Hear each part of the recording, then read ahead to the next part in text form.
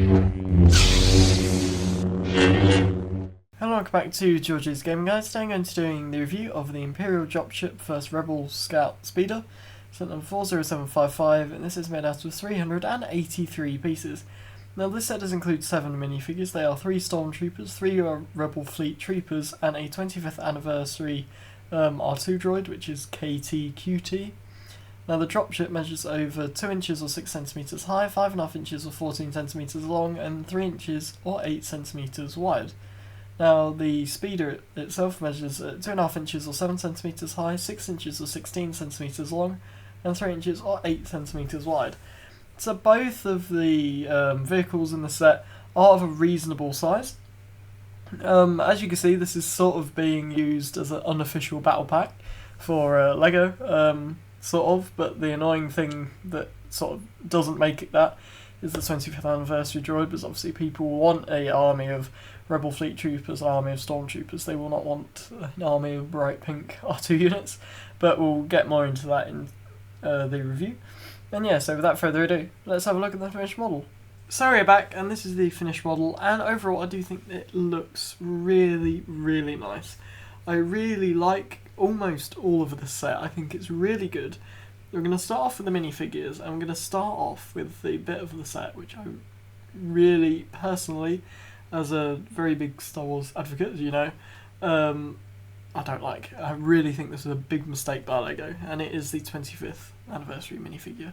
The KTQT just doesn't work. It just doesn't fit with the set. It doesn't make sense to have it with this kind of set. And I just don't think that this personally should be a 25th anniversary minifigure at all. I just don't think it works, and I think it's almost, this set could have been sold as a battle pack, and people have bought the set, and people like really big collectors will probably buy 2 or 3, obviously a couple to build and then 1 to keep.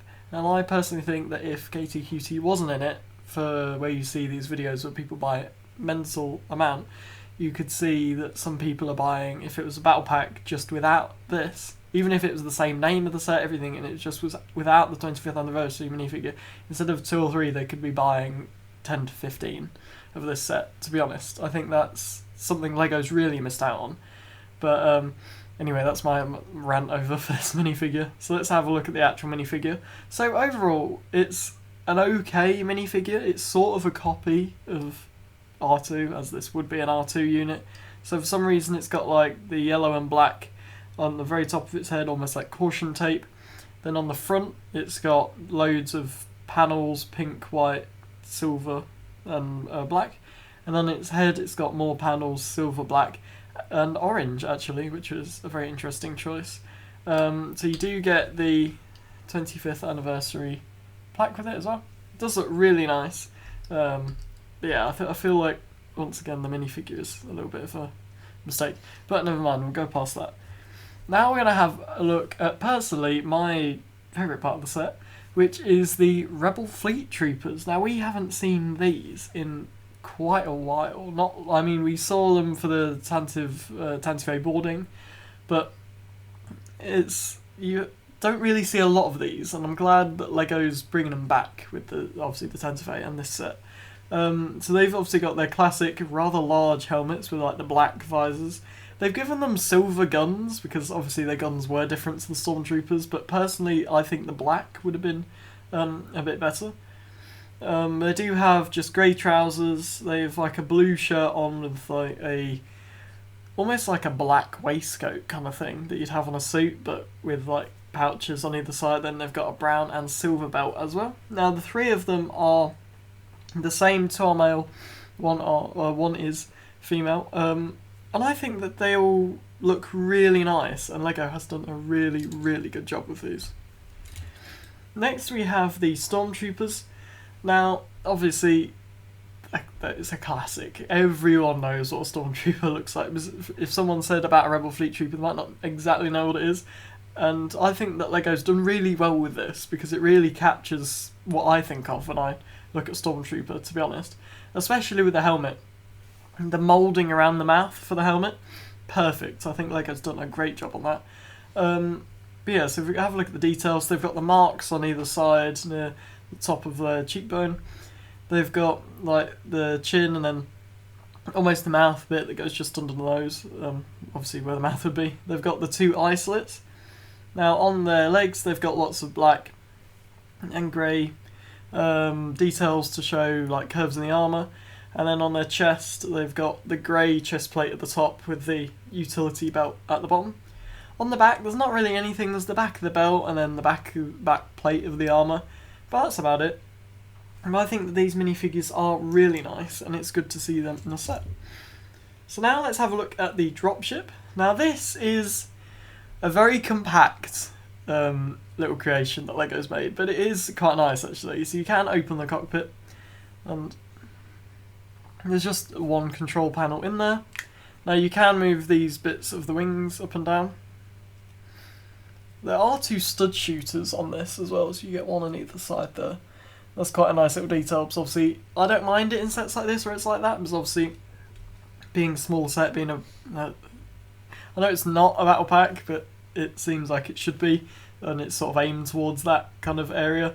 Obviously you get kids buying this, so I think that the playability really works. Now something I'm not too sure whether I'm keen on or not is you can take part of it off and you can have 2 Stormtroopers sat down. And I'm not too sure whether I'm a big fan of that, personally. I mean, it's okay, but it's just not what I was expecting. I mean, it's nice detail, obviously. For the younger generations, it would be a nice detail because you could just take them off and pretend to land them somewhere or something like that. But personally, as someone who's not massively into really kiddie stuff anymore, it's not a great addition to the set, but it does look nice. I mean, it doesn't really take away from the look of it, personally, and I think that's a really good thing. That's a really big thing I have with playability features. I never want the look of the actual thing to be taken away. But I do think that this is a really nice part of the set. And last, but certainly not least, we have the Rebel Scout Speeder. Now this is really nice. You can see this big turret on the back, which does move. You can take it off like so, and just place it next to the set. It's perfectly fine to do that. It's actually meant for it to be taken off and used separately as well, and I think that it works really well. Now, as you can see, there are lots and lots of different pieces that go into the barrel, and there is a control bit as you can stand a minifigure up there. Now for the actual speeder itself, it's got 2 engines at the back. It's got some stickers just to show some Rebel colours and obviously the Rebel symbol on the front. It's got a control panel on the inside, I think you can see it at the back there, and it's got like this glass piece at the front to obviously be the windshield. It does have space for 2 minifigures inside, and I think it works really well. It's very nicely designed, a lot lighter than I was expecting as well, I do have to admit, which is nice, obviously very easy to move about. That's something I did mean to add for the dropship, which does work for all 3 bits of this set. It is very solid. I haven't had anything break, and that's really good because obviously you don't want your Lego sets to break. And I think that Lego's just designed these really well, and they're really nice Star Wars sets personally. And I think that, yeah, overall it's a great set and I'd really recommend it. And yeah, so thanks again. I'll see you next time. If you enjoyed today's video, make sure that you like, subscribe, comment your thoughts about it, and also make sure to watch out for this Sunday's video, which is going to be your dad's build and review of the new Lego Technic McLaren P1.